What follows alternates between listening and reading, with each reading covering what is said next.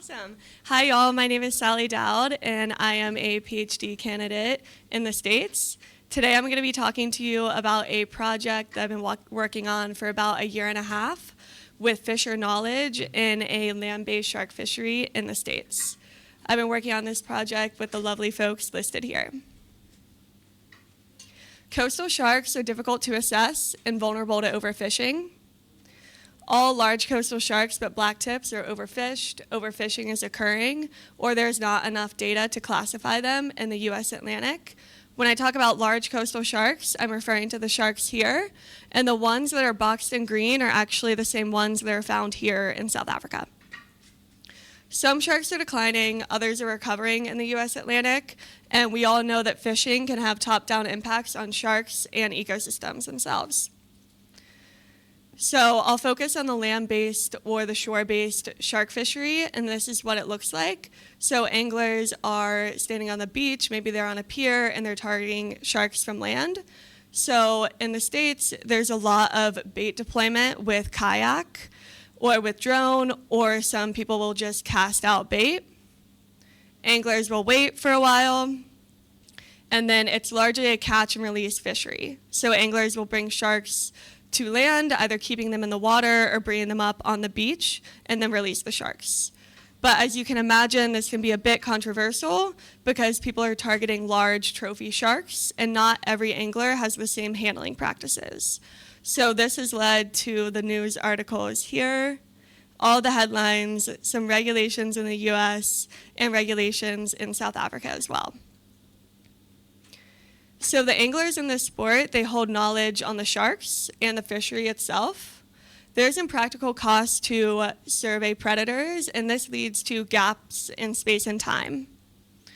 Local resource users often hold the main information on rare species, on ocean conditions, and on fishing pressure. Recreational land-based shark fishers, they're making observations on and they're experimenting with their environment. This amounts to something called local ecological knowledge, or LEK, as I'm going to refer to it. So in the past, LEK and Western science have been treated very differently, and there's been a bias towards Western science in the literature and in management, but now there's a call to kind of join them together, use them at the same times. They can be complementary, is kind of the direction we're headed in. So here are some hot spots for land-based shark fishing around the world. So where you sit today is a hot spot for land-based shark fishing, and I'll focus in on the States.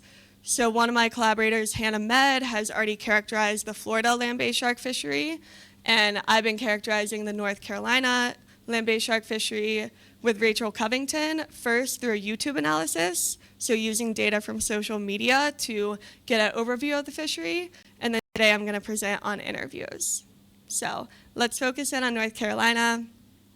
These are my research objectives. The first one is really species ecology. So to define the seasonal distribution of large coastal sharks, and then what factors drive the distribution, the catch, all of that. To collect angler behavior and effort data to understand more about the fishery.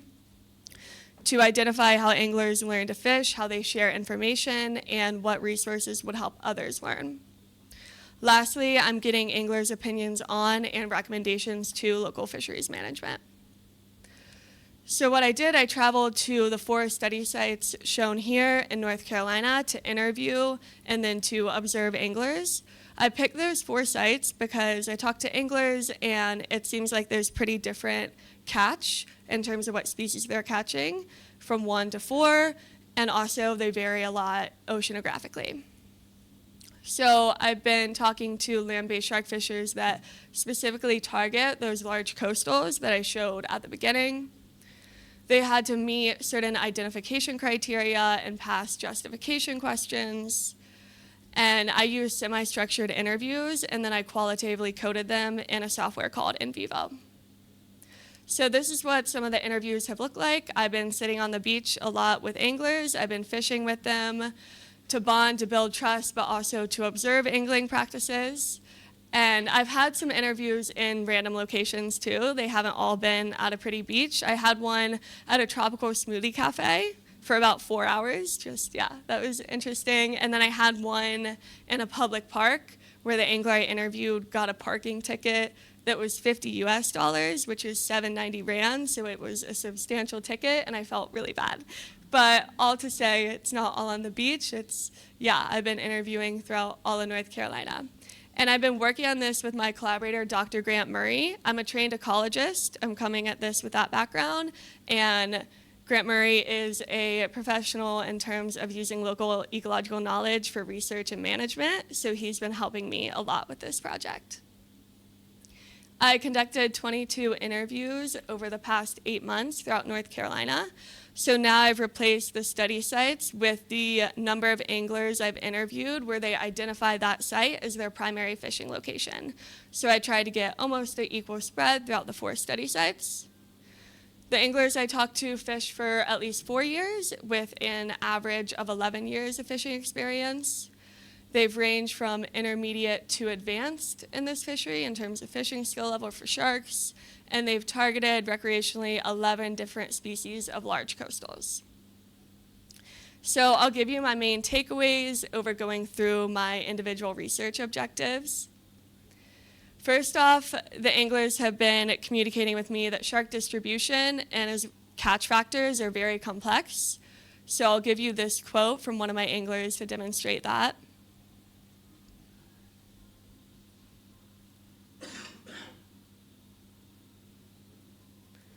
So in this alone, you're already hearing about water temperature, you're hearing about species being associated with each other, the wind pushing cold water up. So I've coded 15 out of 22 interviews, and there's already over 100 references that are like this, walking through combinations of catch factors. That helps us scientists from a species ecology standpoint, but also it'll help management down the line learn how these anglers are catching these fish. Another takeaway is that my study has been able to fill in some gaps that are not captured through a traditional scientific survey.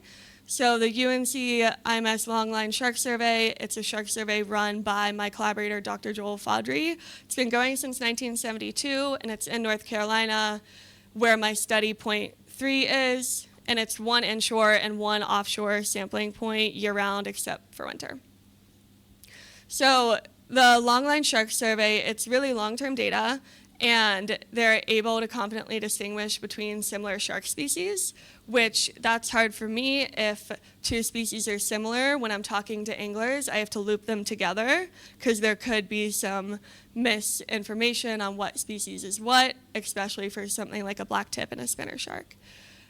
And then I'll walk you through some of my results. So what you have is the number of respondents or the number of anglers on the X, and then on the Y-axis you have the shark species, and then you have catch bins. So this is in the past 2 years, which we defined as 2023 to 2024, how many sharks an angler has caught. And they're in bins, just as it can be hard to recall the exact amount.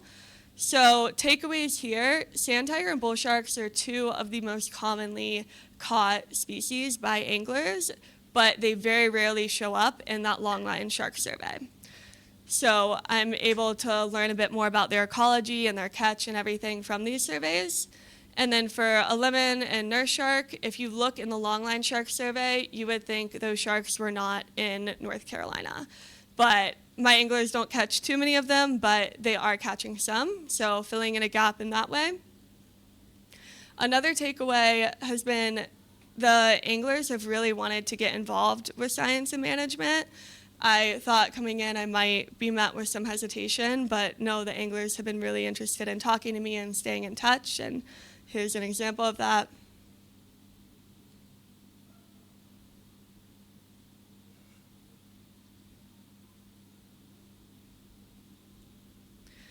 And then most anglers I'm talking to point out that there are a good bit of issues or controversy around the sport.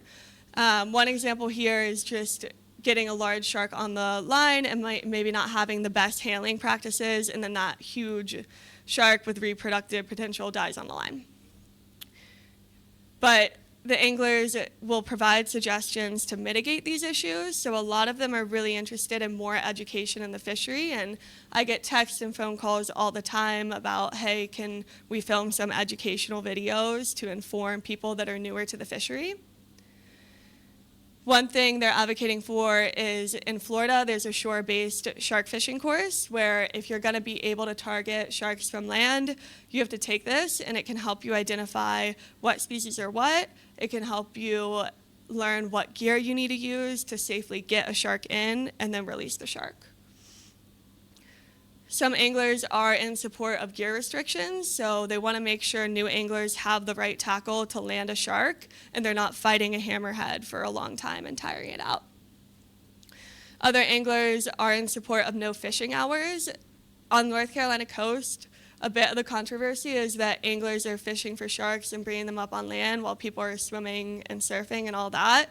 And that gets into the question of who has the right to do what, but some anglers would like to have no fishing hours during peak summer during the day when it overlaps with some people, mainly for the newer anglers. So overall takeaway is LEC has been a really useful tool in this context, went in not knowing much about the land-based shark fishery. And even though this fishery isn't as data limited as some others, it has been. So the interviews have been the main way to collect data here. So my study is filling in knowledge gaps on coastal shark catch distribution, and then a lot of aspects about the fishery.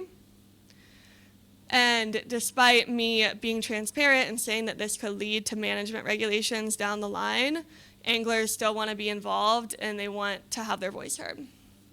So I'm now, after interviewing the fishers and coding the results, presenting to state and federal managers because they're really interested in this since there is limited data on the fishery. So I'm looking forward to that. And yeah, if anyone has any advice on connecting your research to management, I would love to have a chat after this. Here are my references. Very thankful for my funding sources on the right, and I'll take any questions now.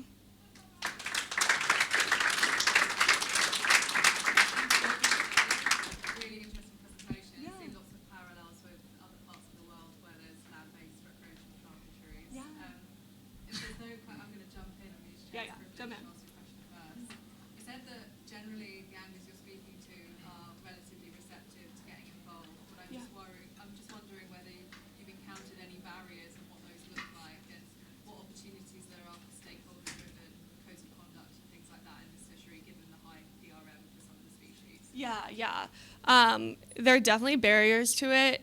I've had a lot of people not respond to me. So, I mean, that's kind of been not too big of a barrier. Like, I've had mainly positive responses, and some people will ghost me, but for the most part, people have wanted to be involved.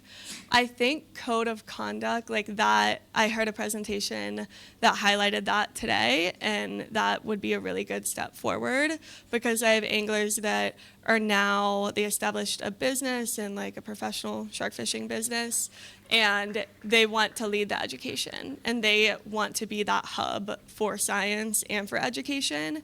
So we've actually started working with them more on species ecology and not social science projects too. But I think if that group wanted to establish a code of conduct and have the educational videos, a lot of anglers would follow along, especially because our state department in North Carolina, there's a lot of backlash from anglers. So I think, yeah, having the angler education code of conduct approach might be the best bet.